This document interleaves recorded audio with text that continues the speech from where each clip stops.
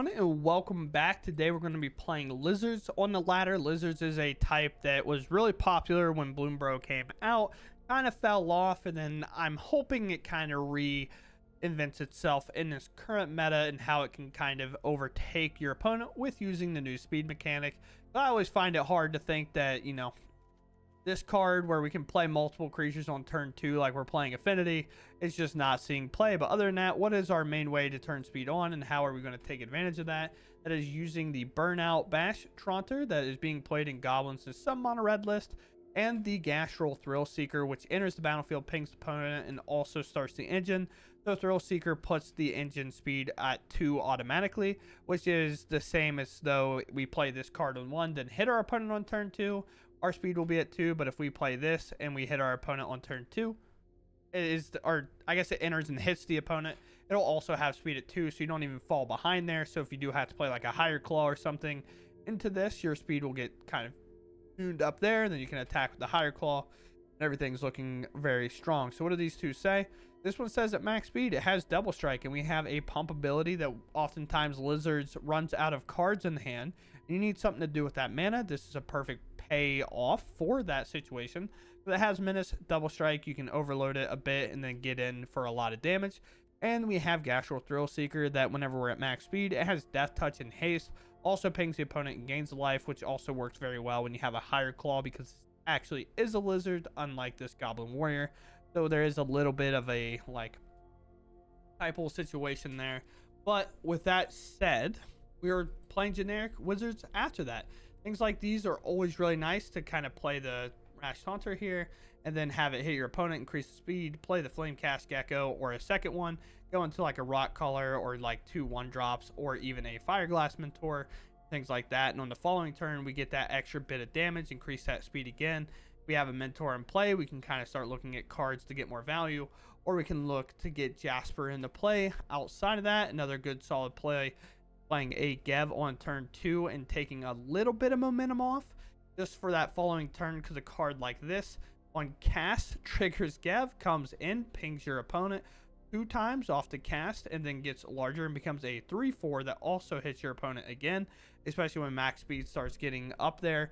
A 3/4 a haster for 2 mana that also hits your opponent right away is very, very good, obviously. So outside of that, we're just going to go ahead and dive into the games. I'm still in Chicago, so the games are going to be a bit quicker today, but that's okay. That's what Lizards are here for. So with that said, let's go game. All right, our opponent goes first. Thing enough. We'll keep.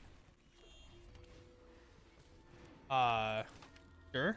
Not the matchup I was expecting. That's for sure. Never really the matchup I'm expecting, I guess. But against this match, I do think we can kind of overcommit in a way.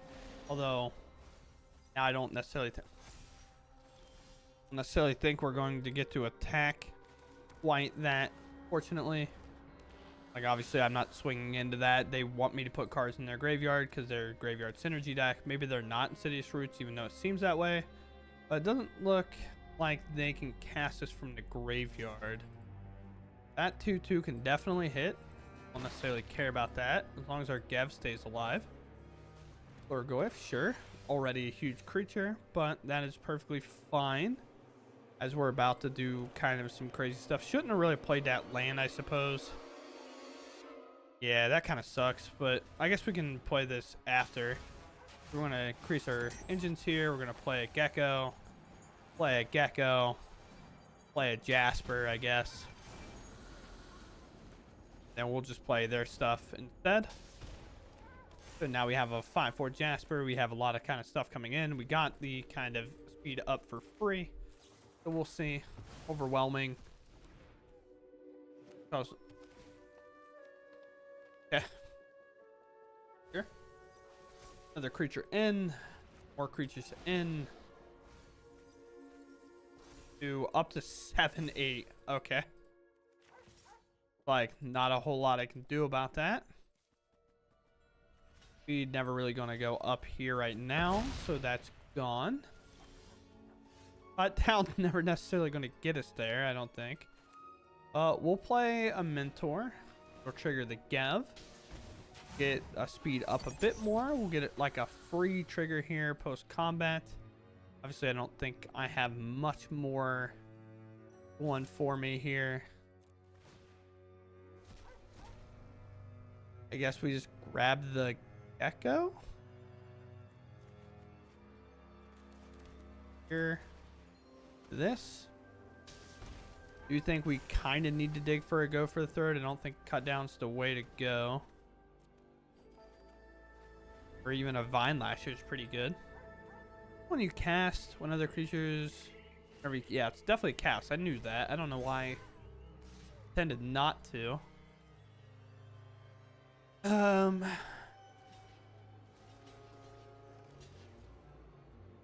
don't know. They have removal. They have removal when I get screwed for this, so it is what it is. I never see this as a good card, so I'll never play around it ever. Just me. Maybe that's a bad mentality to have, but sure. Play another Jasper. We'll ping our opponents. Speed is at max. Play Vine Lasher. I guess that means I like play around, go for the third, I suppose, but we'll grab a land. Play a land. We'll hit. What will they have for me now? The 6 damage we'll just let through this time. The 8 damage probably. Yeah, sure. I want Jasper to trigger for as much as it can, so definitely just gonna pass. Alright. Be cool. Now, I could play this. It would kill a lot of my creatures, which doesn't seem ideal. But I can remove this. I don't even want to bother cycling that. So I don't necessarily have a great way to deal damage to them.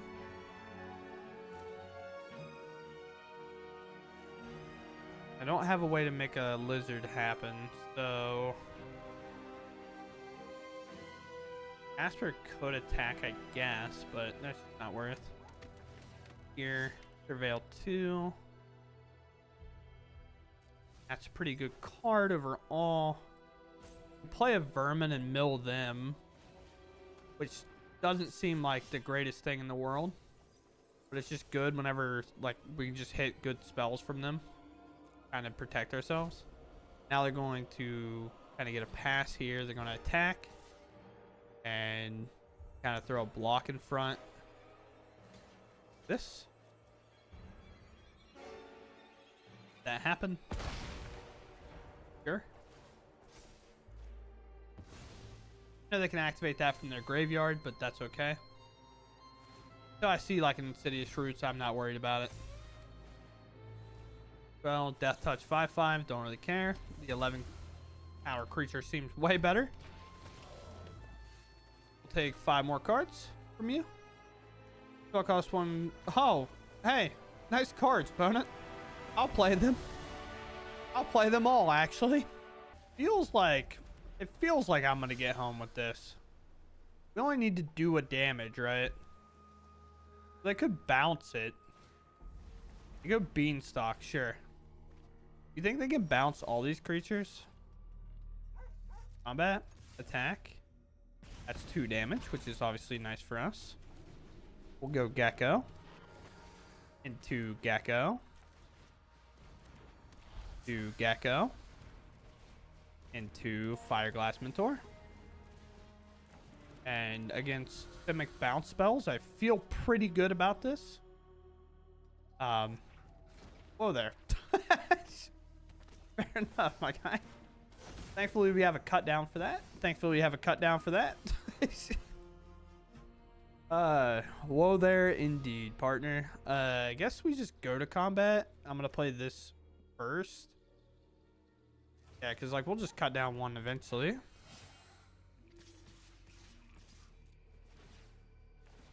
Ping.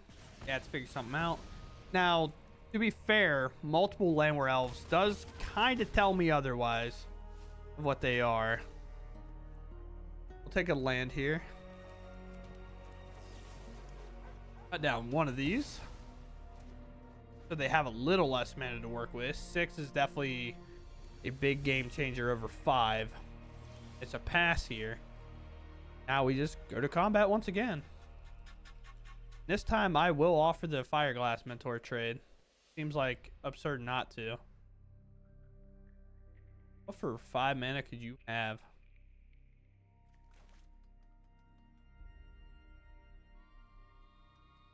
Crab maybe? No. They have no spells in the graveyard. Town, sure. They'll take a draw. That's okay. Do they have another one? Maybe just smaller bounce spells? The problem is, like, we just keep getting to play these out, right? Like, it's not like they get to interact a ton. Make sure they can bounce over and over, right? Like, this is good, you know? With all this before combat kind of thing, we'll just attack with these. So they can decide if they want to block, which they do. Don't want with this much damage on the board to give up my mentor for free. Seems like a pretty bad EV play. But they could bounce the mentor, but then they have to accept more damage, which seems tough. But if they don't, like, the gecko gets removed anyway. So, sure. I'll still deal 4. Here. Here. Could have went for Jasper, I guess, but now they're at 5. They have some options to pick from. And we're pretty close to lethal. They did get 3 spells in the graveyard, so a crab can definitely come down. Anywhere else? Storm Chasers. No Beanstalk play? Sure. Cut down available, and our opponent just concedes. I think they realize that they're guaranteed to take 2 damage. Even if they do play the crab, and the crab enters tapped. So what? I go to combat, they flash it in, they tap this and this, and then I swing with this, this, and this. And I just cut down this or this, depending if they have an extra... Well, we know their other cards, so they can't even do anything about it. So then we get to cut down this token, and then they have to trade the Landware Elves off, and then they still end up dying to double ping and 4 damage. So I'm away with the game against that deck is always nice. That deck's always frustrating to kind of like get damage through one. But when you go that wide with Burning Tree Emissaries, then pretty good. My opponent goes first. We do have Gev, and we have 2 burnouts. Red's going to be a little bit tough, maybe. Could be Boros. Probably a shock here. Maybe it's burn. They're going to body this guy.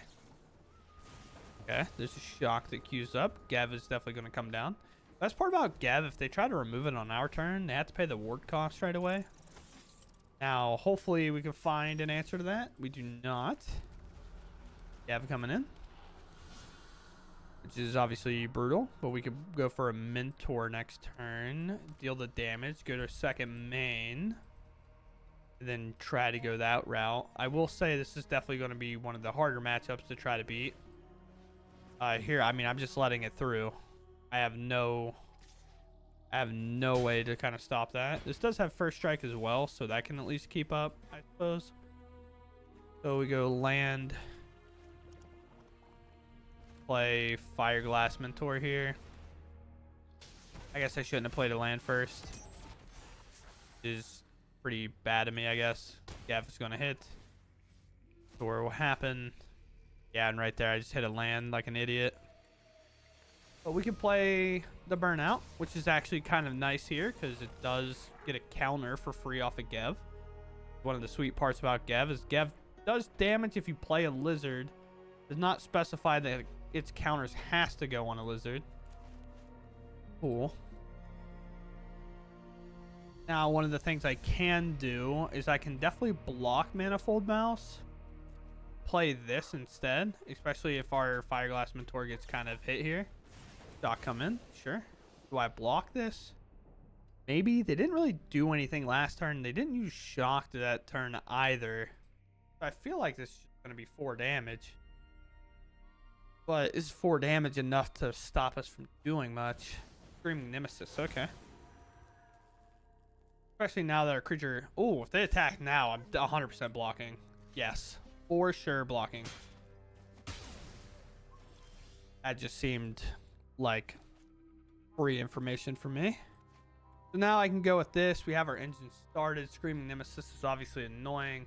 No real way to get the kind of laugh out in a way that makes sense. Let's go with Thrill Seeker here. Ping a bit more, and then they'll have to figure out the Screaming Nemesis scenario. Mind Lasher come in as well. And we'll just wait. Playing this is good, but the only real problem is like, I want to be able to attack, and a Screaming Nemesis doesn't allow that. Another land from our opponent is great for us, bad for them. There's more lands means they don't have enough to function off of in terms of cards in hand. Right now, is Screaming Nemesis just a 3/3, and that's exactly what it seems like. Now Jasper can be played. No way to commit to damage. Actually, no, Jasper is a lizard. Does this get Menace? Death Touch and Haste. Okay. Play Jasper. And I'll just wait, honestly. Jasper coming in. Our speed's at 4. Death Touch and Haste is always nice. I could attack, but I think just waiting with Jasper and just drawing their top 4 is going to be too much for them to handle. Unless I obviously die here, which is possible, I guess. Heartfire Hero come down. You can give it haste if they want. And I can block with the Death Toucher. A real way to give it first strike, it seems. Like Thrill Seeker can just jump in front of it. All out attack. Here. Might as well kind of guard. I'll deal 3 to face. We go to 9. We have 5, 6, 7, 8, 9, 10, 11, 12. 5, 6, 7, 8, 9, 10, 11, 12, 13 damage on board. Sure. An all-out attack there. Maybe a bit greedy. Maybe realizing like their burn spells aren't going to be able to go face. Maybe they have 2 lightning strikes that they're hoping to like lightning strike and then attack with Nemesis. Maybe hoping I block. But regardless, we have lethal on board. I'm not really going to pivot. Jasper's going to hit something from them that matters probably. And then we'll go from there.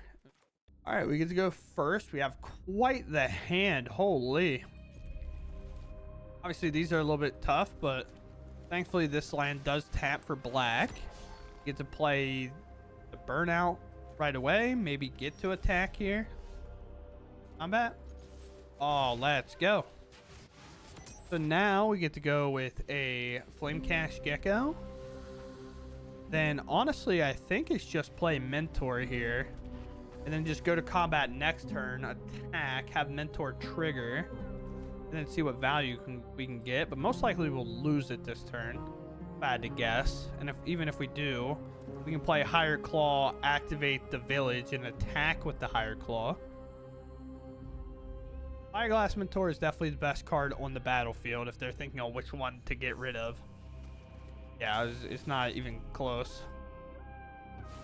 I say it's not a question.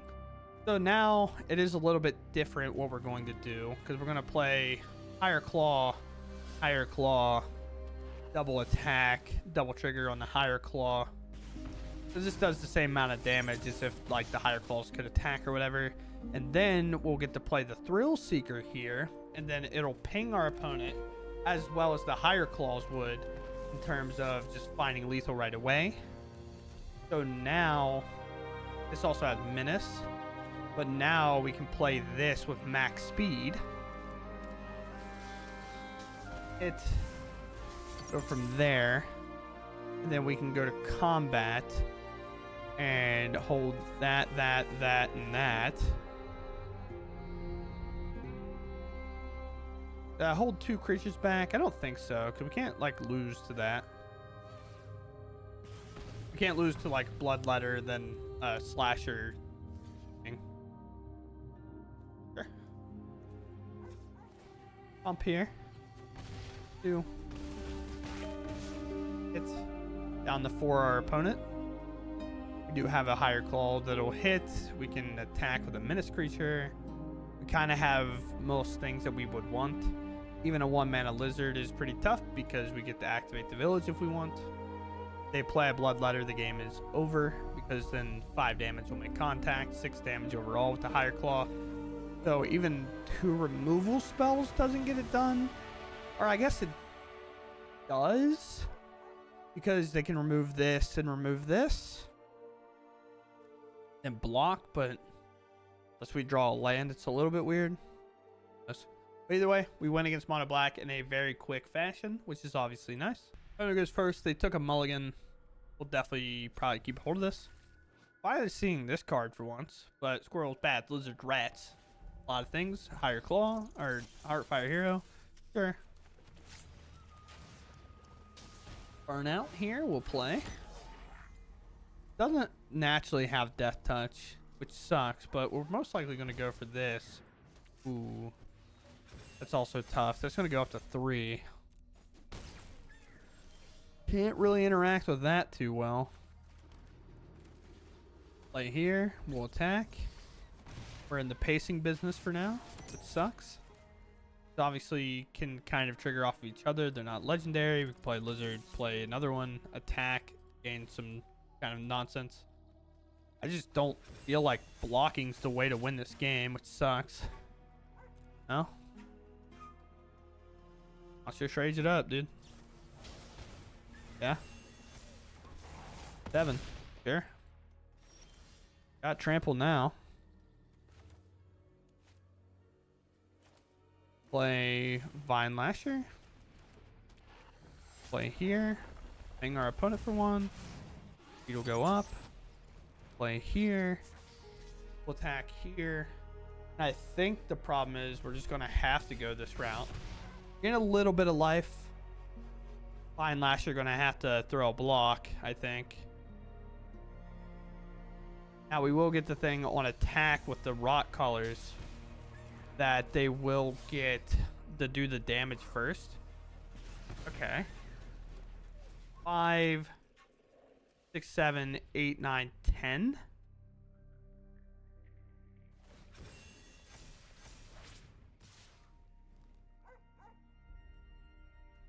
We take it. All of our creatures have menace here. Huh. I'm not even counting, to be honest with you. So we have land 1, 2, 3, 4, 5, 6. So we put this to 3, it does 6, 7, 8, 9, 10. If I play this and pump it once, it does 4. This doesn't have menace, but these do 4. I still end up losing. Man, too many lands, obviously awful. There's 1 damage. We gain 1 life. So then this is now 6 damage. 7, 8, 9, 10. Actually, it's lethal?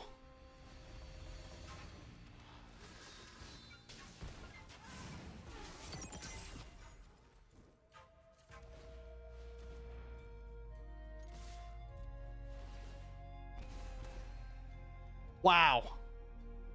They got menace, brother. No blocking there. It's exactly lethal. What in the world, man? Sure.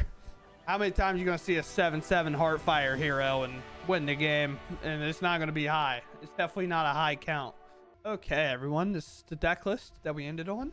Weirdly enough, I think this card can actually be cut now. I played it before and I liked it a lot, but I don't know if it's necessarily the type of build we want. I almost think just having 4 Jaspers would be better, or maybe even 3, and then maybe playing like an extra removal spell. So I mean, realistically, I think that's what I'm going to go ahead and go down on the cards. Yeah, I'm just going to go ahead and do that now. I think Jasper was by far a more effective threat than most other things, because I think the problem is for our opponents, these cards get your speed up pretty quick, especially with like a higher claw trigger, Vine Lasher triggers, Gev triggers, and Rot Collar triggers.